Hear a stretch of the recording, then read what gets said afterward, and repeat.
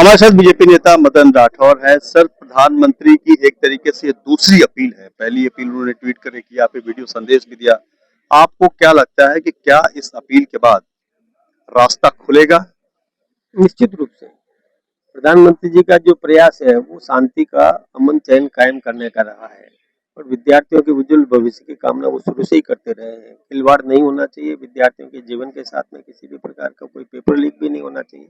ये हमेशा प्रधानमंत्री जी इस प्रकार का प्रयास करते हैं। उन्होंने देखिए पहले भी अपील की थी कि हम कानून ऐसा लाएंगे, फिर उन्होंने फास्ट ट्रैक कोर्ट की घोषणा भी कर दी, आज बन भी गया। और अब वो ऐसा कानून लाना चाहते हैं यूपीएससी की तर्ज पर, ताकि कभी पेपर लीक की घटना नहीं होने पाए।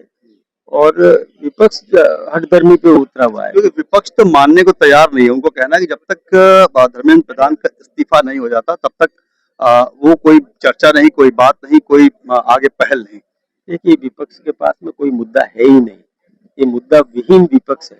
तो विपक्ष हमेशा ही ऐसा प्रयास करेगा कि अस्थिरता पैदा हो, कोई सकारात्मक काम नहीं हो, इसलिए वो नाटकबाजी कर रहा है। वो आंदोलन भी ऐसे लोगों से करवा रहा है जो पत्थर फेंक, जो कहीं भी थे वहां से ला करके पत्थर फेंक वाले लोगों को लेकर के आए। यदि विद्यार्थी होते उनके हाथ में कलम होती है, पत्थर नहीं होते।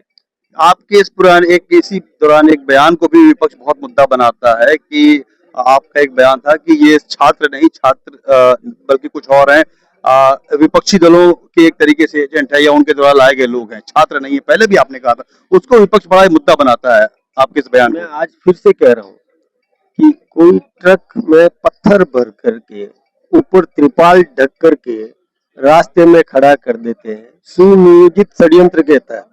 इस रास्ते से हम जाएंगे तो हमको पत्थर चाहिए, तो पत्थर वहां ट्रक भर करके पत्थर ला करके रखे हुए थे।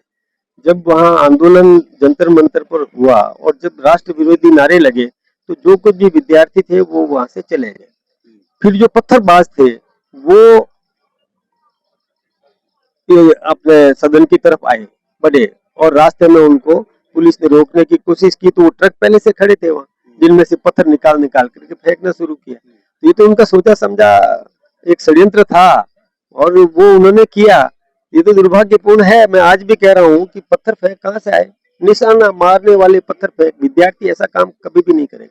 अच्छा एक बात बताओ, एक आपके पत्रकार, महिला पत्रकार के साथ उसके गले में बाहें डाल करके उसको भींच लेना और उसके शरीर के साथ छेड़खानी कर देना, ये कोई विद्यार्थी करेगा? ये कोई गुंडा ही कर सकता है। तो ऐसे लोगों को ला करके तो मतलब ये सब क्यों हो रहा है? ये सब राहुल गांधी और विपक्ष के लोग षड्यंत्र करके सरकार को अस्थिर करने का प्रयास कर रहे हैं। सर, क्या विपक्ष की मांग उठाना जायज नहीं है? विपक्ष तो भाई जनता के वो भी तो नुमाइंदे हैं, वो भी मांग उठाते हैं, बात रखते हैं, तो उनकी बात सुनी जानी चाहिए। बिल्कुल विपक्ष की बात सुनना चाहिए, लेकिन विपक्ष बात तो करे, पत्थर फेंके। विपक्ष पत्रकार के साथ दुर्व्यवहार करे, ये शोभा देता है क्या? मैं मीडिया से भी कहना चाहूंगा, आप मीडिया के प्रतिनिधि हैं, आप में भी एक यूनिटी होनी चाहिए कि आज उस पत्रकार बहन के साथ में दुर्व्यवहार हुआ, कल आपकी पत्रकार के साथ भी हो सकता है। तो आप लोगों को भी ऐसे लोगों को बेनकाब करना चाहिए जिन्होंने इतना घटिया हरकत की है, ऊंचे स्तर तक जो उतर करके आ गए, और राहुल गांधी उसका समर्थन कर रहे हैं। मुझे तो ये समझ में नहीं आता कि वो कैसे राजनेता है, कैसे जन नेता है। चिंता होती है देश में कि ऐसे लोकसभा में विपक्ष का नेता इतनी घटिया हरकत पे उतर जाता है, इससे ज्यादा निंदनीय कृत्य क्या हो सकता है? बहुत बहुत धन्यवाद। तो मदन राठौर बीजेपी नेता, इनका मानना है, कहना है कि विपक्ष पूरी तरीके से इस पर राजनीति कर रहा है और छात्रों के भेष में पत्थरबाज इकट्ठे हुए थे जिन्होंने इस प्रदर्शन को हिंसक बनाया। प्रशांत देव, न्यूज़ 24, दिल्ली।